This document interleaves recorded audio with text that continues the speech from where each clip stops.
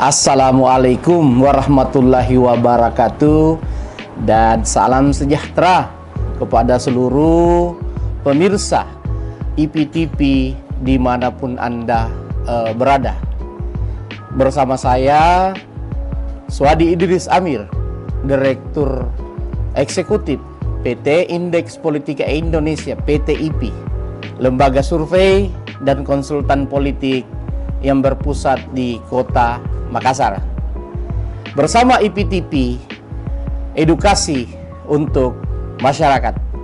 Kali ini saya ingin coba menganalisa sebuah tema terkait tokoh atau figur dari Indonesia Timur. Kita tahu Indonesia Timur selalu menjadi kawasan yang selalu menarik untuk diperbincangkan dalam kontestasi dunia politik di Nusantara ini, di Republik ini.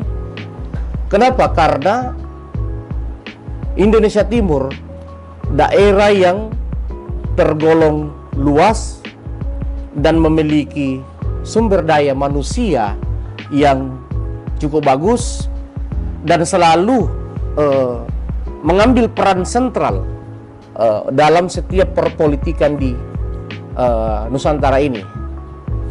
Nah, walaupun jarak ke 2029 itu masih tergolong lama, tetapi dari sekarang mungkin kita perlu bagaimana melihat atau mengamati sepak terjang tokoh-tokoh dari kawasan Indonesia Timur yang bisa ke depan dijadikan sebagai sebuah figur mewakili kawasan Indonesia Timur di kancah perpolitikan nasional menuju 2029. Nah, dalam hal ini saya ingin mengamati figur-figur mana yang memiliki kelayakan ke depan untuk bisa dimunculkan oleh masyarakat Indonesia Timur sebagai figur perwakilan tokoh kawasan Indonesia Timur.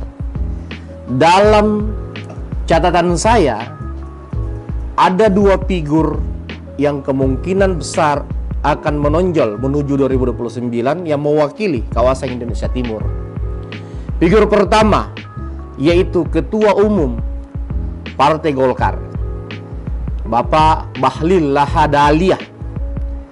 Beliau sosok aktivis yang kita kenal, sosok yang sangat sederhana, memulai perjuangan hidup dari nol hingga bisa sukses menjadi Ketua Umum HIKMI Indonesia dan menjadi menteri, dan hari ini sukses mengambil alih kepemimpinan di sebuah partai besar yaitu Partai Golkar, partai golongan karya, partai yang pernah menguasai Republik ini kurang lebih 32 tahun bersama Presiden Soeharto.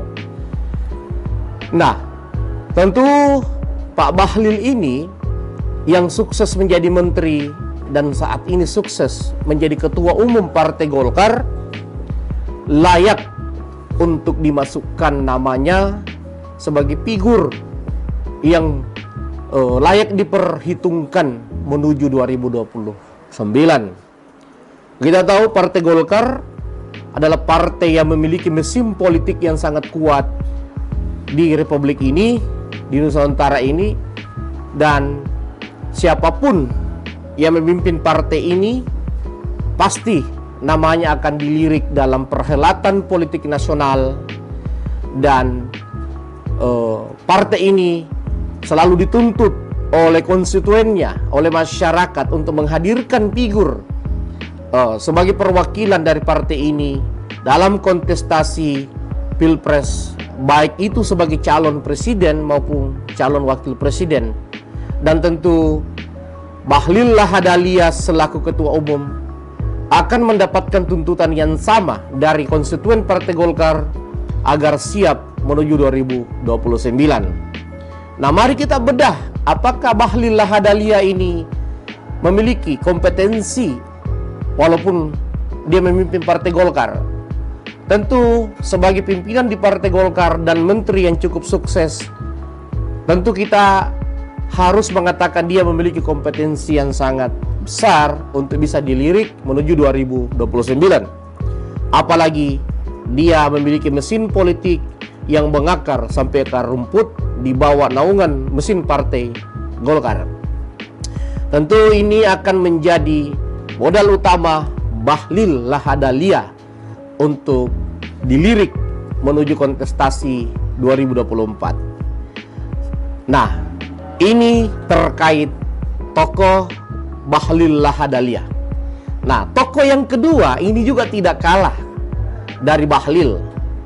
Beliau adalah Andi Amran Sulaiman, Menteri Pertanian saat ini di era Prabowo Gibran, dan sebelumnya dia adalah Menteri Pertanian di era Jokowi Yusuf Kalla, dan kemarin pun di detik-detik terakhir Jokowi Mahruf Amin ya, Mahruf Amin ya, dia sempat menjabat menteri menggantikan Bapak Dr. Syahrul Yassin Limpo yang tersandung kasus korupsi. Dan hari ini pun Andi Amran Sulaiman menjadi Menteri Pertanian di era Prabowo Gibran, dan dalam temuan riset lembaga-lembaga riset independen di 100 hari kerja pemerintahan Prabowo Gibran, Menteri Pertanian masuk kategori 5 besar menteri yang berkinerja bagus bersama Menteri Agama. Nah, seperti itu. Tentu bukan hanya karena dia adalah menteri yang sukses, tetapi dari segi yang lainnya, sosok seorang Andi Amran Sulaiman ini selalu menarik untuk kita bahas dan perbincangkan. Beliau yang lahir di Kabupaten Bone, memulai perjuangan hidupnya dari nol. Dia berjuang dari nol untuk bisa menjadi seorang akademisi yang sukses, berjuang menjadi seorang pengusaha yang sukses, sehingga hari ini bisa dikatakan kalau di Sulawesi Selatan ini bersama Bapak Yusuf Kalla, dia masuk kategori pengusaha yang sangat sukses di Sulawesi Selatan dengan aset yang sangat luar biasa karena memiliki usaha tambang yang besar di kawasan Konawe atau di Sulawesi Tenggara. Hal itu membuat Amran Sulaiman bisa dikatakan masuk 2 besar pengusaha terkaya di Sulawesi Selatan dan terkhusus di kawasan Indonesia Timur. Dia bisa dikatakan masuk 3 besar pengusaha terkaya di kawasan Indonesia Timur.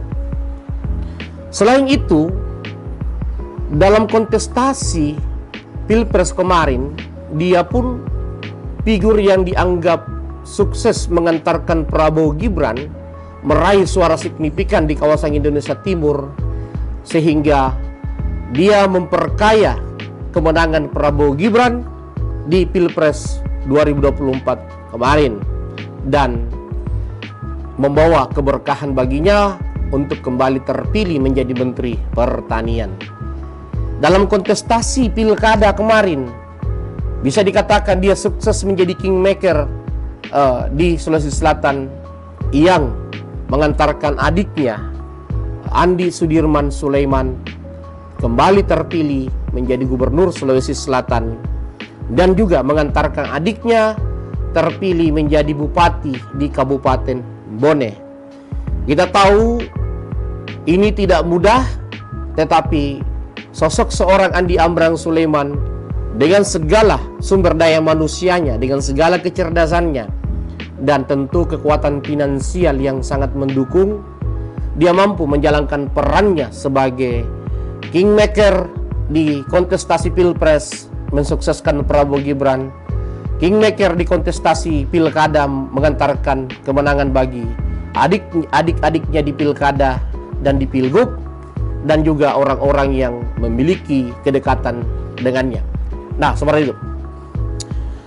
Sehingga Pak Andi Amran Sulaiman menjadi figur yang memiliki reputasi yang sangat bagus dan mentereng di kawasan Indonesia Timur.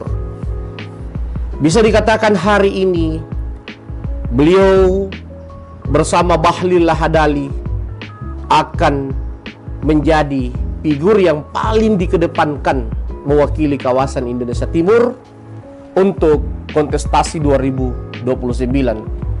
Beliau memiliki segala hal untuk menjadi prasyarat atau indikator dia bisa dilirik di kontestasi 2029 nanti. Selain sumber daya manusia yang bagus, sebagai seorang akademisi yang hari ini memimpin Ikatan Alumni Unhas, universitas terbaik di kawasan Indonesia Timur, dan bisa dikatakan beliau sudah memiliki basis yang real karena hampir di kawasan Sulawesi Raya ini dia sangat populer, bahkan sampai di kawasan Kalimantan. Nama seorang Andi Amran Sulaiman itu hangat diperbincangkan. Bahkan dalam beberapa survei-survei yang kami lakukan di PT IP, baik itu di 2024 kemarin maupun di 2025 ini, nama Andi Amran Sulaiman saat ini selalu menjadi figur teratas sebagai tokoh yang sangat populer di kawasan Indonesia Timur. Memang sebelumnya ada sosok seorang Syahrul Yassin Limpo yang menjadi figur yang juga sangat populer, tetapi setelah tersandung persoalan hukum, nama beliau menjadi redup, bahkan mulai tidak dilirik lagi. Sehingga pemilih-pemilih yang tadinya mengidolakan Dr. Syahrul Yassin Limpo perlahan-lahan menyadari bahwa suka atau tidak suka, hari ini dan ke depan seorang Andi Amran Sulaiman adalah figur yang sangat layak untuk dipersiapkan menuju kontestasi 2029 nanti. Beliau selain sumber daya manusia dan di jejaring yang bagus, beliau juga dikenal memiliki kesiapan kos politik finansial yang sangat siap, sangat kuat untuk bisa membackup atau membantu segala keperluan-keperluan politiknya menuju 2029 nanti. Dan menurut jejak pendapat dari teman-teman akademisi, bisa dikatakan antara Bahlil Lahadalia dengan Andi Amran Sulaiman, polling hari ini menempatkan seorang Andi Amran Sulaiman sebagai figur paling teratas yang dianggap paling sangat layak mewakili figur perwakilan kawasan Indonesia Timur menuju kontestasi 2029 nanti. Kita tentu akan melihat ke depan apakah akan muncul figur yang memiliki kesiapan, memiliki prestasi-prestasi yang mentereng seperti Pak Andi Amran Sulaiman dan Pak Bahlil Lahadalia. Karena kita tahu hari ini pun salah satu tokoh Sulsel juga menjadi Menteri Agama, yaitu Prof. Nasaruddin. Dari segi ketokohan, Prof. Nasaruddin memang sangat besar ketokohannya, tetapi dari segi kesiapan-kesiapan atau penunjang-penunjang atau indikator-indikator untuk bersaing dengan Bahlil Lahadalia dan sosok seorang Andi Amran Sulaiman, jejak pendapat atau survei menggambarkan bahwa sosok seorang Andi Amran Sulaiman dan Bahlil Lahadalia masih sosok yang paling teratas sampai 2025 ini, yang diinginkan dan dianggap sangat layak untuk mewakili kawasan Indonesia Timur menuju kontestasi 2029 nanti. Kita akan terus membedah ke depan sampai 2029 apakah ketokohan seorang Andi Amran Sulaiman, Bahlil Lahadalia masih menjadi posisi dua besar teratas mewakili kawasan Indonesia Timur. Itu akan kita lakukan riset setiap tahun. Insya Allah PT IPI akan rutin melakukan riset setiap tahun untuk memantau pergerakan setiap tokoh-tokoh di kawasan Indonesia Timur untuk dikaji dan dibedah dan didiskusikan ke publik, didiskusikan di kalangan akademisi untuk dipersiapkan menuju kontestasi 29 nanti.